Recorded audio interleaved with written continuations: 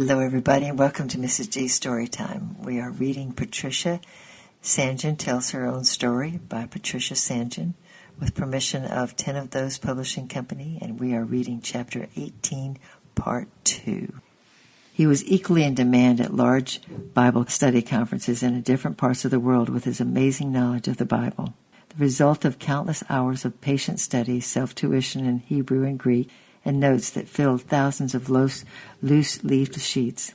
There was a legend, probably not far from the truth, that he could give the reference of every verse in the Bible, and the children who knew him best when he lived at Clarendon School in later years used to love to shoot unexpected texts at him. But they seldom, if ever, succeeded in catching him out, not even the small, golden-haired girl who fixed her forefingers at him and stated solemnly, "Thy wife shall be a harlot in the city." And my father replied with equal solemnity, Amos 7:17, after which they both relapsed in a state of mutual admiration and glee. "Mr. Sanjan, I'd give the world to know the Bible as you do," said a lady to him at the close of a meeting. "Ma'am," he replied, "that's just what it cost." But he always stressed that the Bible is never an end in itself. It is a path by which you reach Christ. And he never considered any study really worthwhile unless it affected one's daily conduct in a practical way. For many years he traveled extensively, and for years in 1920 and the 30s used to visit the States each summer. He was offered the headship of a very well-known Bible college there, and though the prospect greatly attracted him, he felt it was not to be. He was an ever-apparent joy rising from the depths of praise that spilled over in sparkling enjoyment of life's pleasures. Often during the war he would come and take me out from the hospital, and not really at home in any red-tape atmosphere, and probably dreaming of his next sermon, he once unconsciously settled in on a seat in an outpatient's, forbidden by the large notices to the public. This hurried up all starch and indignation, but his beaming innocence disarmed even that lady, and she retired smiling. He was so certain she had come to welcome him to her domain, so cordially delighted to be there. Then he and I would sally forth to the Kew Gardens or for a trip up the Thames, and his radiant pleasure in the expedition that would banish for hours all the horror and strain of war, and the wounded and the raided nights, and I would go back feeling strangely refreshed and balanced. How much his letters meant, especially to his children, as they followed us to Lebanon, to Morocco, to Australia, where John was in the Navy. His letters were never long, but strong and pertinent to the needs of the moment. When I was grieving because of my activities had been checked by the government regulations, he wrote, "If we look at the government action, we may become bitter. But if we only look at the movement of the hands of our God, our hearts become soft and tender. And we remember that if an under-shepherd is transferred to another piece of work in the factory of our Father, the chief shepherd can well care for the little flock." Or to the one who is facing a decision, "I am heavily and happily burdened for you. The branching road of your immediate future stretches ahead of you, and you will soon have to make a decision. Till that hour, keep an open mind, hospitable to the truth that comes to you, an open heart ready to entertain the demands of love, and an open hand ready to give and to serve."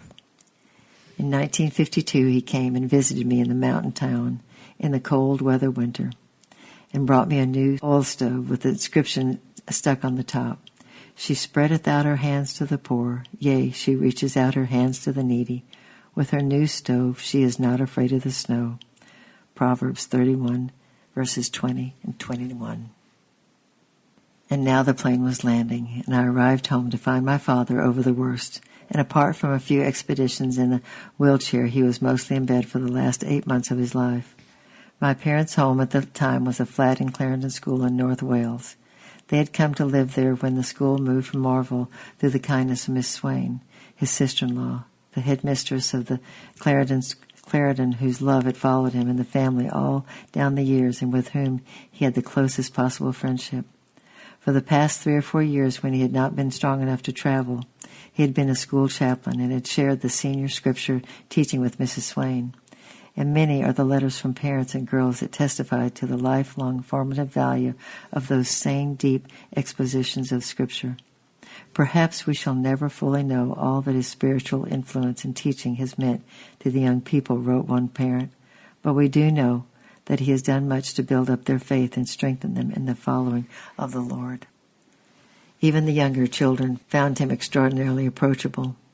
They would sometimes come to him with their small troubles, more often with hot, faded bunches of flowers and little homemade gifts.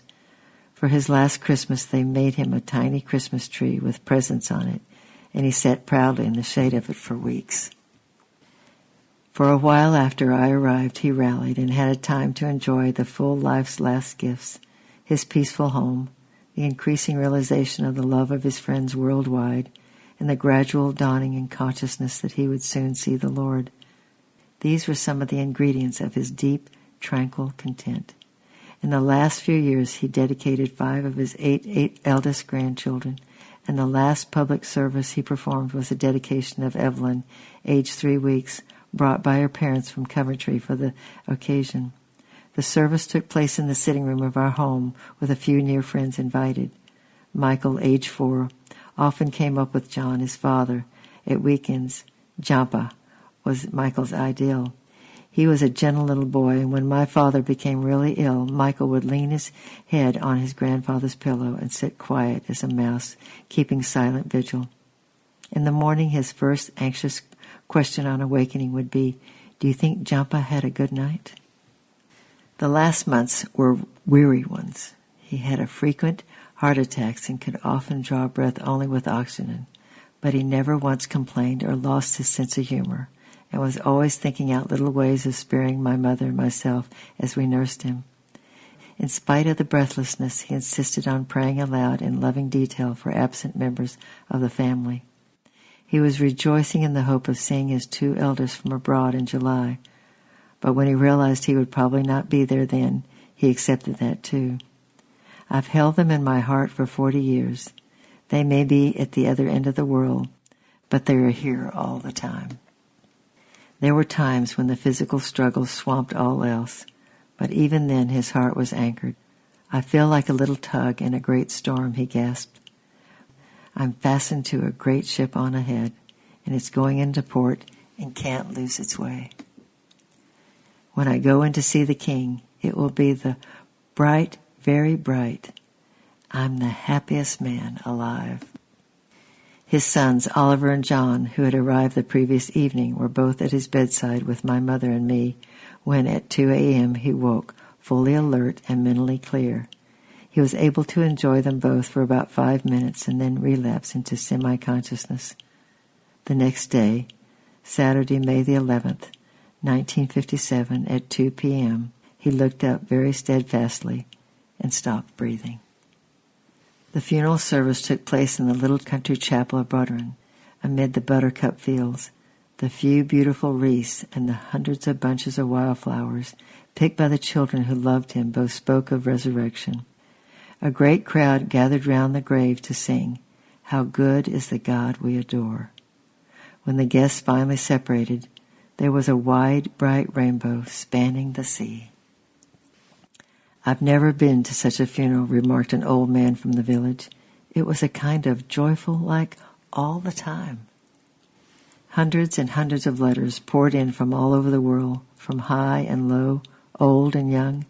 Practically all spoke of the deep, strong goodness that had so attracted them. Many wrote with a sense of real personal grief. "For us, the light has gone out, and the world is a poorer place," wrote the secretary of the North African mission, who loved him like a father. "Yet, thank God, the light still shines, and the way is open to all who will follow." I love you. I'm praying for you, and we'll see you tomorrow. We'll be reading chapter 19, Rwanda. Bye-bye.